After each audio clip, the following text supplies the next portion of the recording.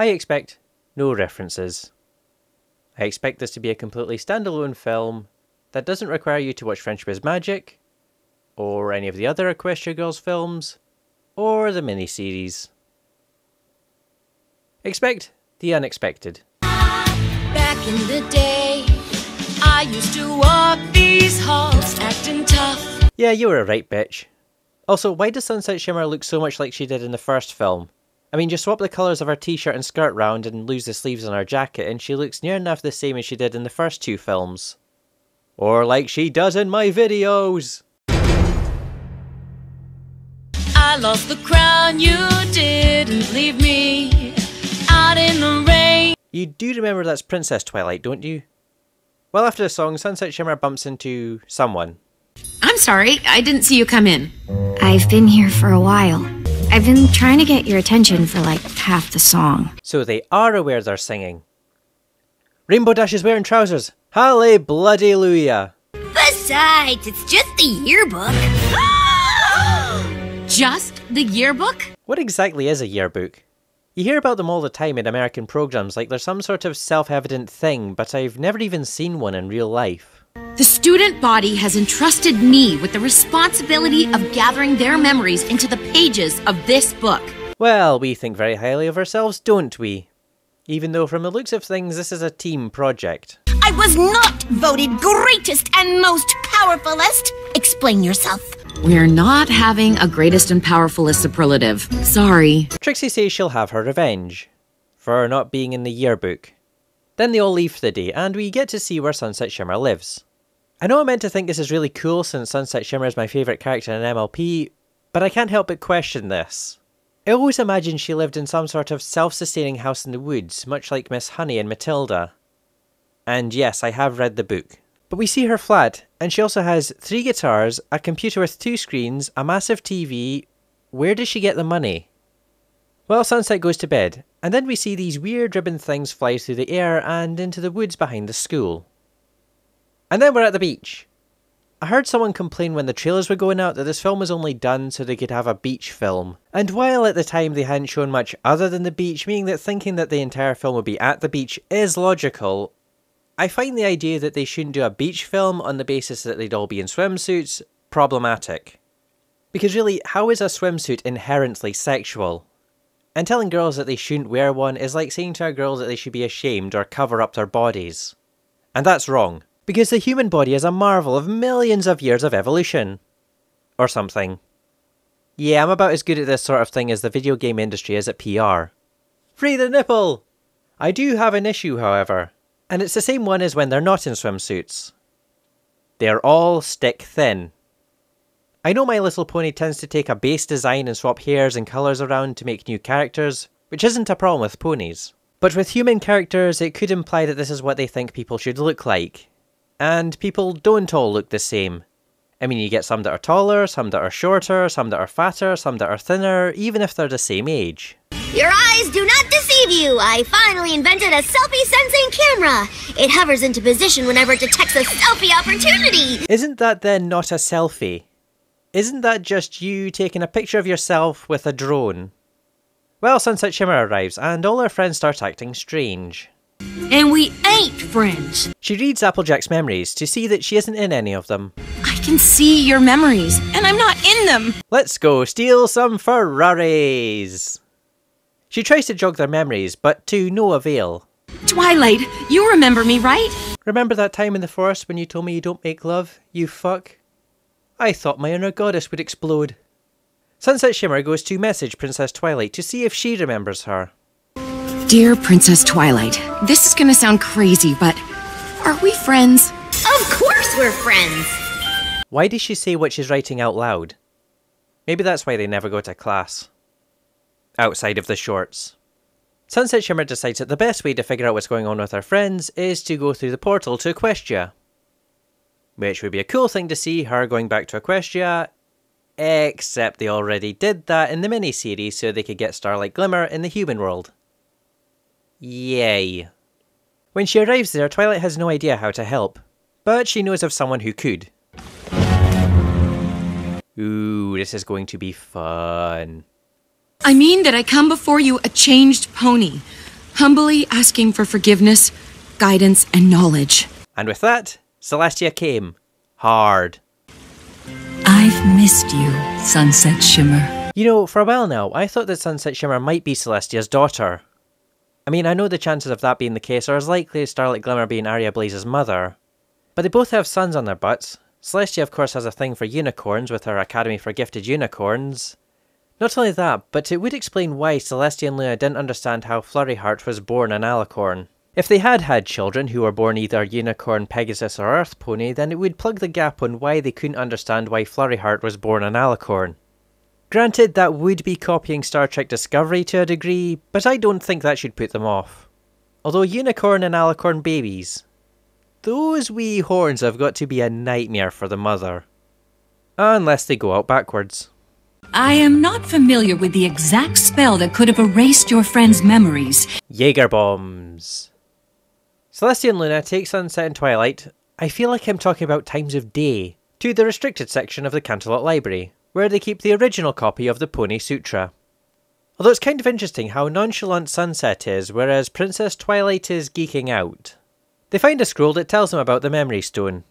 Sunset, what if the Memory Stone ended up in your world? Isn't Equestria her world, only she now lives in the human world, at least until she finishes school, and then... What are her plans after school? She needs to think about these things. Mind you, I never did. Role model! Sunset Shimmer goes back through the portal to see if she can find out who has the Memory Stone and erased her friend's memories. And I think we all have a fairly good idea of who that could be. The one who said she'd have revenge. Although, do any of the Canterlot High students remember she's changed?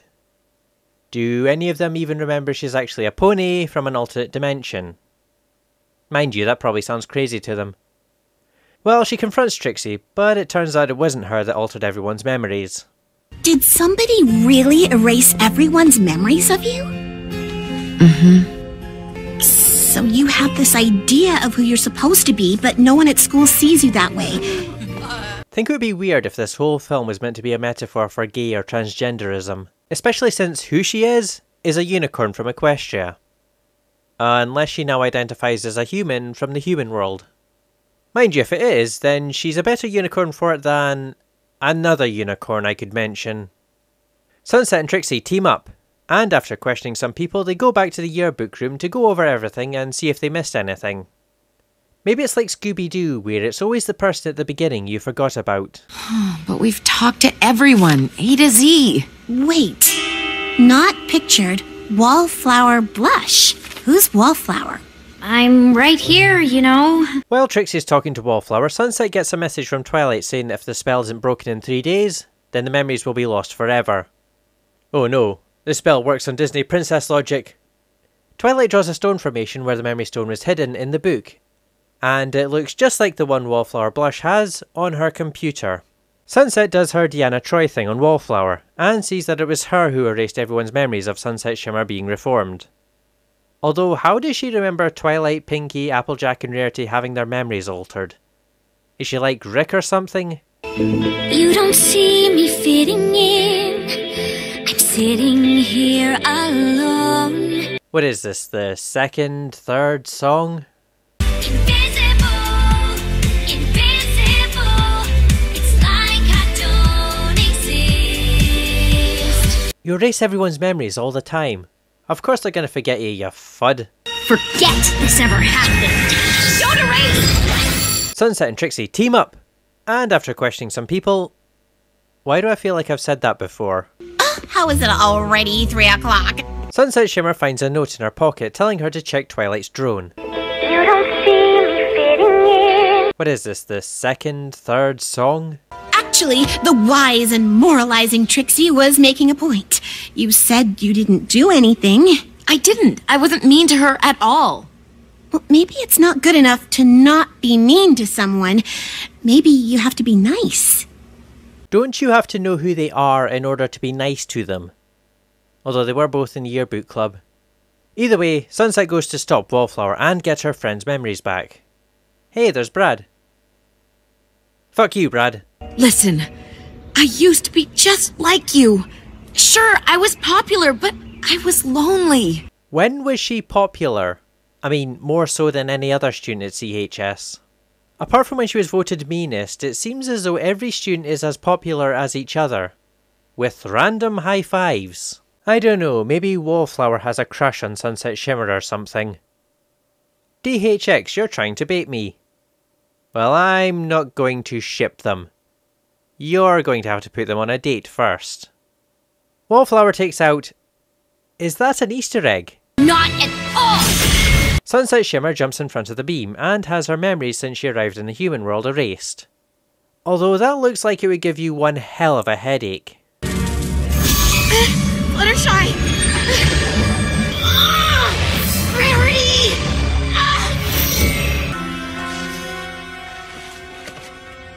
This isn't Canterlot. Where am I?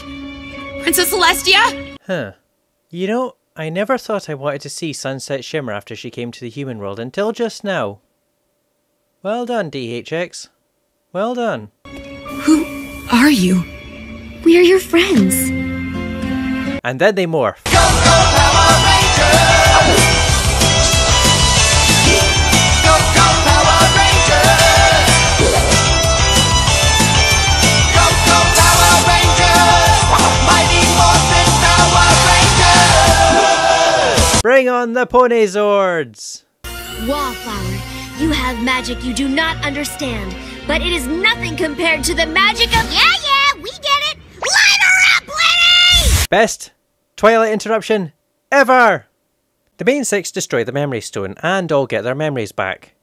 When I first found the Memory Stone, I only erased little things. That sounds very familiar. In fact, too familiar. Well, that's the end of the film, so I guess I'll have to talk about it in the conclusion. It's interesting how few references there were in this film.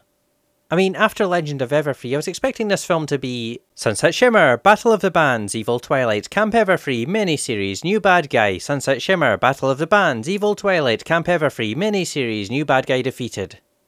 A worry I have is that Equestria Girl seems to be falling into a pattern with its stories, with Twilight, Gloriosa Daisy, Juniper Montage and Wallflower all following the pattern that they either find equestrian magic or some artifact from Equestria and then proceed to lose control of it. Some may say I'm overreacting, but remember when Luna, Sunset Shimmer and Discord were all reformed villains who were very popular in the fandom? And then DHX reused that trope to exhaustion. I like Equestria Girls, more so than any other My Little Pony series. I like its more supernatural setting rather than the fantasy setting the others have. But at the same time, I don't want to see the same thing over and over. I mean, switch it up. There are many things you could do with this setup. So yeah, I like this film, but many of its positives have been done before, and its basic premise is getting played out.